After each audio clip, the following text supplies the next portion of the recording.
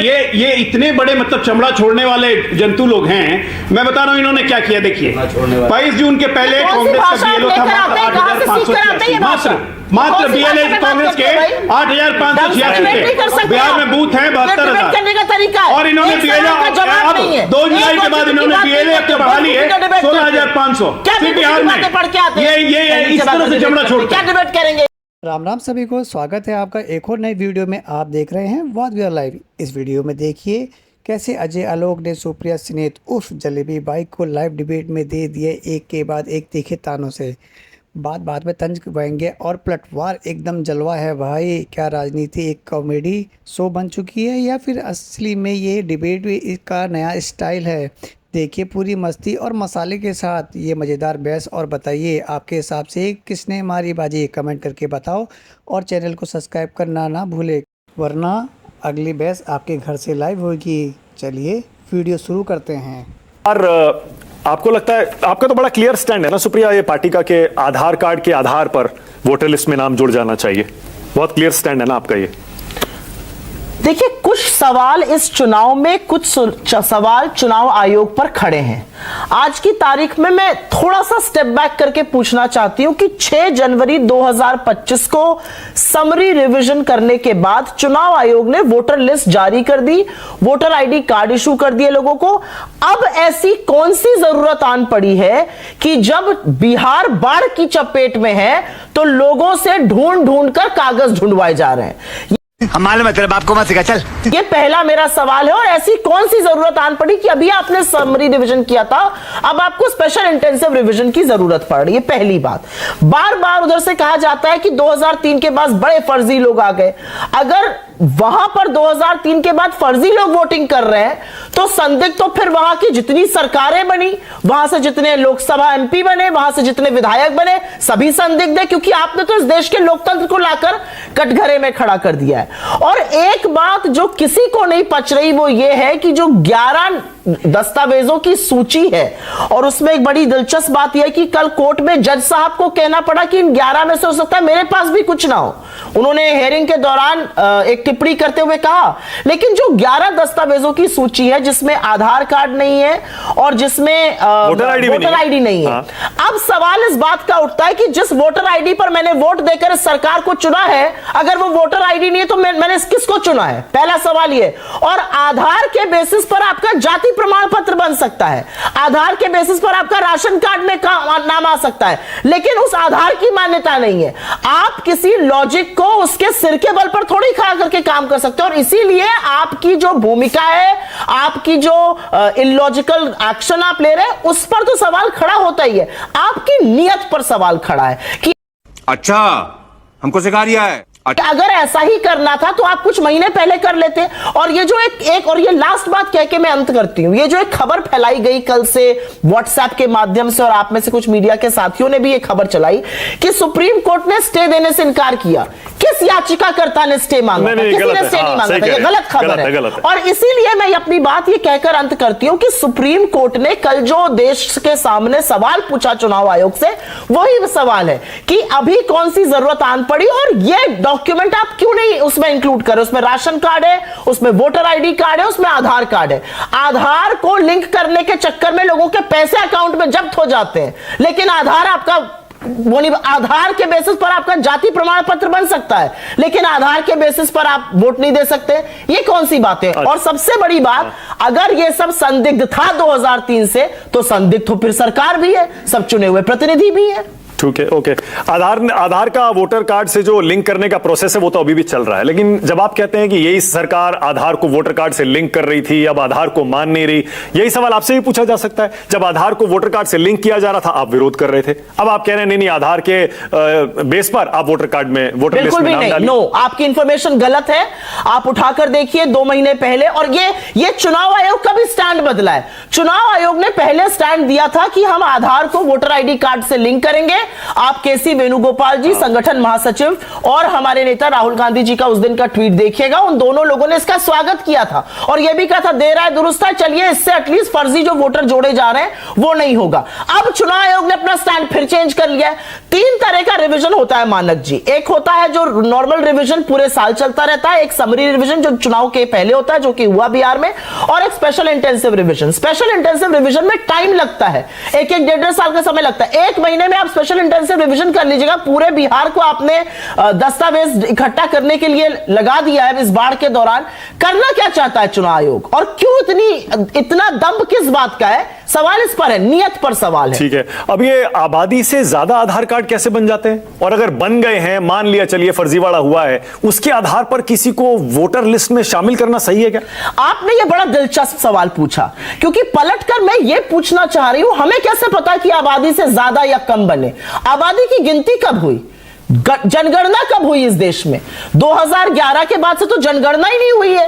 बाकी तमाम देश जहां पे कोरोना आया उन सब क्या जनगणना हो गई? हमारे यहां तो जनगणना ही 6 साल डिले चल रही है। अभी भी सुनने में आ रहा है, होगी कब होगी हमें नहीं पता। तो हमें यह कैसे पता कि आबादी से ज्यादा कब बन गया? आपने गिना कब लोगों को? क्या आधार है आपका ये कहने? बिहार में जो हाल में कास्ट सर्वे हुआ ये उसके आंकड़े हैं और UIDAI के आंकड़े हैं, दोनों को मिला लीजिए तो पता लग जाता है कि आबादी से ज्यादा आधार बने हुए हैं। ये आपने बड़ी दिलचस्प बात करी। बिहार के कास्ट सर्वे के आंकड़े को मिला लीजिए और आधार के आंकड़े को मिला लीजिए। अगर यही सवाल मैं पलटकर पूछूं कि महाराष्ट्र में अडल्ट पॉपुलेशन से ज्यादा वोटर कैसे आ गए, तो वो लॉजिक फिर वहां पर भी काम करना चाहिए। वो लॉजिक वहां नहीं चलेगा, लेकिन वो लॉजिक बिहार में चलेगा। ऐसा नहीं हो सकता। आपने जनगणना नहीं कराई है, आपके पास जनगणना का कोई आंकड़ा नहीं है। और जिस बिहार के सर्वे की आप बात कर रहे हैं, यहां पर बीजेपी के भी प्रवक्ता होंगे और यहां पे जेडीयू के भी होंगे। अरे 4 महीने से जिस वेबसाइट पर वो सर्वे पड़ा हुआ है वही डाउन कर दी गई है। किस सर्वे की आप बात कर रहे हैं? नहीं, निश्चित तौर पे सरकार जांच करवा के देख रही है कि आगे इसमें क्या किया जा सकता है। इतनी आसानी से तो सब कुछ नहीं होगा। 2-3 बातें हैं।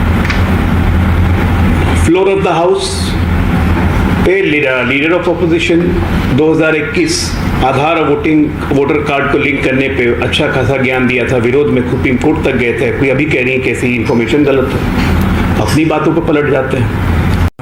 ये बड़ी अच्छी बात कही आप। Maharashtra high court, Mumbai high court ने अभी बहुत अच्छे से महाराष्ट्र पोस्ट पे इनको जवाब दिया इलेक्शन कमीशन के रोल के बारे में कि आप टाइम वेस्ट करते हैं। इन पे फाइन इम्पोज किया। उसके बावजूद भी उन्होंने राहुल गांधी जाके पटना में बोल रहे हैं कि वोट चोरी कर रहे हैं। चाहते क्या हैं? सुप्रीम कोर्ट ने स्टे किसी ने नहीं मांगा था। आपने मांग की थी कि ये जो SIR हो रहा है इस पर तत्काल प्रभाव से रोक लगाई जाए। क्यों? स्पेशल इंटेंसिटी रिवीजन में आपको दिक्कत क्या है? क्यों नहीं होना चाहिए? क्यों नहीं होना चाहिए? ये बहुत ज़रूरी है। बांग्लादेश के नागरिक मोहम्मद कमालुद्दीन 1996 में असम से घुसे, यमुना मुक्त विधानसभा क्षेत्र से चुनाव लड़ा, जीते, विधायक बने। ऑब्जेक्शन हुआ, कोर्ट में जाया गया। गुवाहाटी हाई कोर्ट ने चुनाव निरस्त किया और उनको डिपोर्ट करने का आदेश दिया और मतदाता निर्वाचन सूची पे गंभीर सवाल उठाए। 1996 से ये चल रहा है, कोई आज का मसला नहीं है। लेटेस्ट 2019 मोहम्मद सादिक धुबरी लोकसभा से चुनाव जीत गया। मुझे पार्टी बोलने की जरूरत नहीं है, सबको पता है किसकी पार्टी से जीता।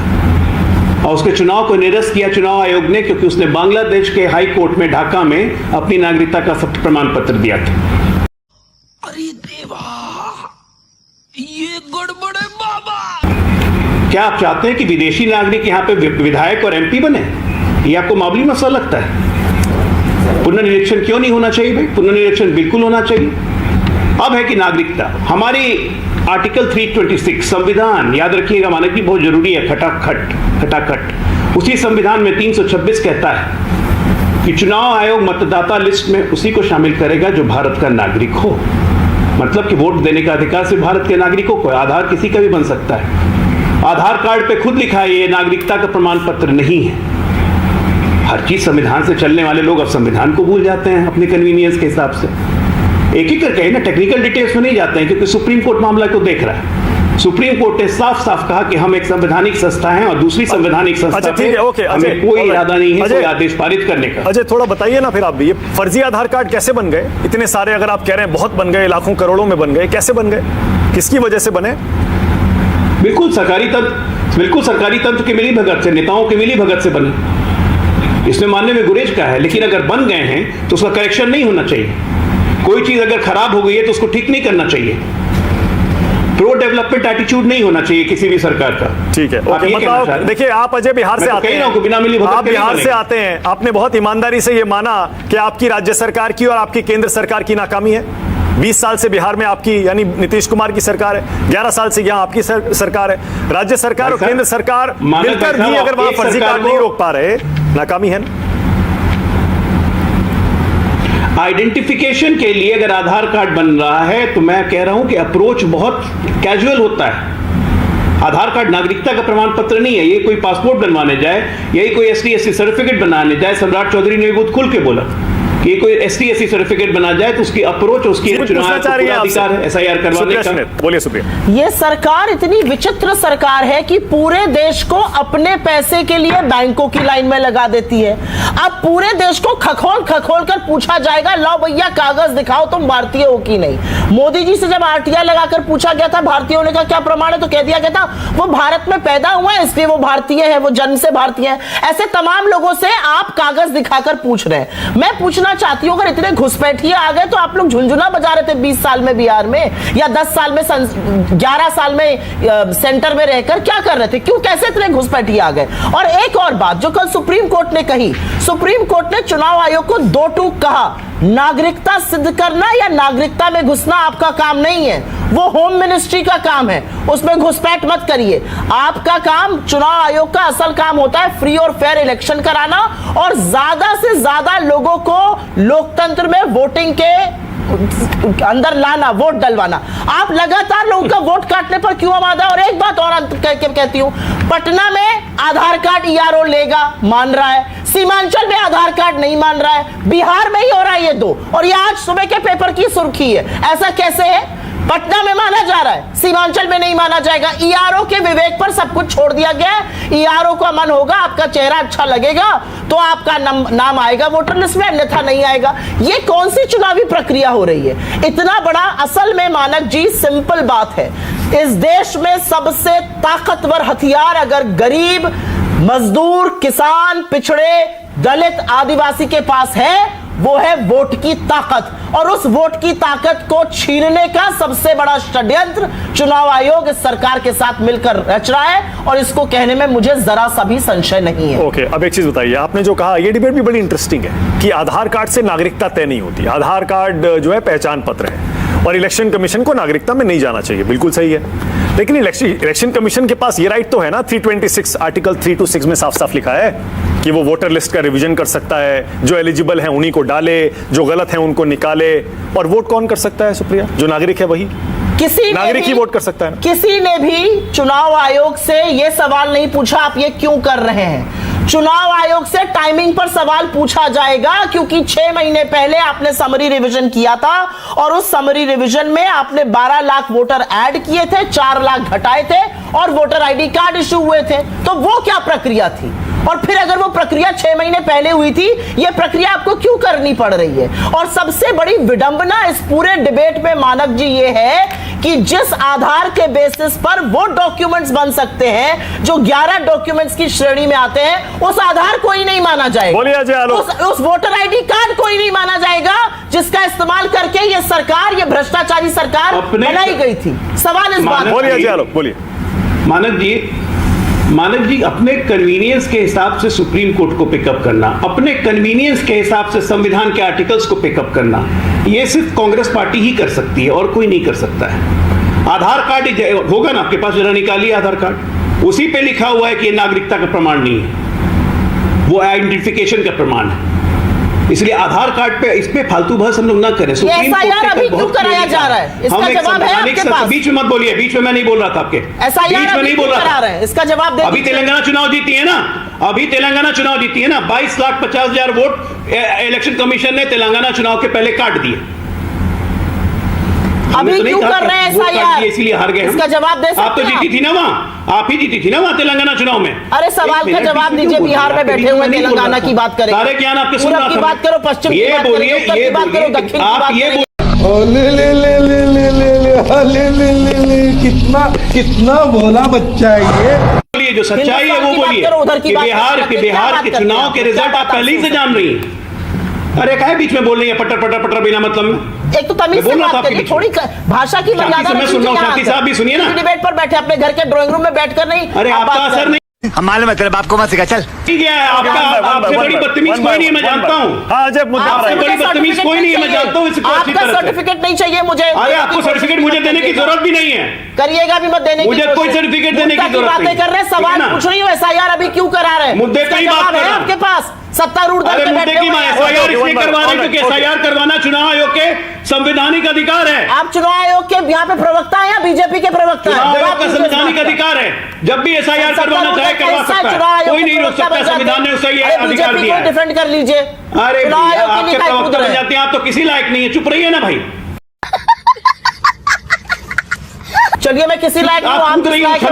मुझे दिख रहा है, वो देश देख रहा है आप किस लायक है। अरे मानक जी, इनको समझा दीजिए भाई, इनको फूलों की माला पहनाइए, गेंदा फूल की माला पहनाइए, इनको शांत हो जाएंगी। बस आप यही बोलने की आदत लगा हुआ इनको। मानक जी, मेरा ही मानक जी, आपने बार बार पूछा कि अगर ज्यादा बन गए तो क्या करना चाहिए। ऑब्वियसली जो हिंदुस्तान का नागरिक नहीं है वो वोट नहीं करेगा। ये अलग बात है कि 11 साल से सत्ता में आप यहां पे काबिज है, 20 साल में वहां पे फिर भी पता नहीं लोग कैसे अंदर आए जा रहे हैं, ये अलग बात है। लेकिन अगर कोई चोर चोरी करता है तो आप चोर को सजा देते हैं ना, चोर को पकड़ते हैं ना, या पूरे शहर की तलाशी लेने लगते हैं? आपने सारे बिहार को खड़ा कर दिया लाइन में, भैया दिखाओ अपने कागज।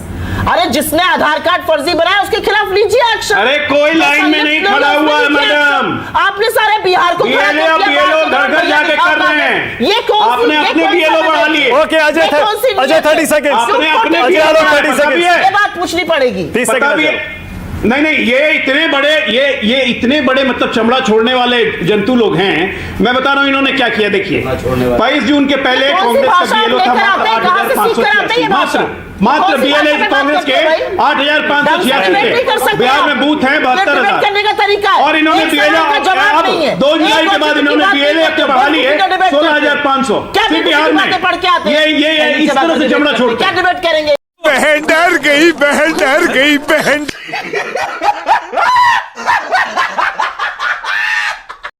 अगर आपको वीडियो पसंद आई हो तो प्लीज़ लाइक ज़रूर करें और वाद विवाद लाइव के चैनल को सब्सक्राइब करना ना भूलें, क्योंकि ऐसी ही मज़ेदार वीडियो आगे भी आपके लिए आती रहेंगी। कमेंट करके ज़रूर बताएं आपको वीडियो का कौन सा पार्ट सबसे अच्छा लगा। तब तक के लिए जय श्री राम।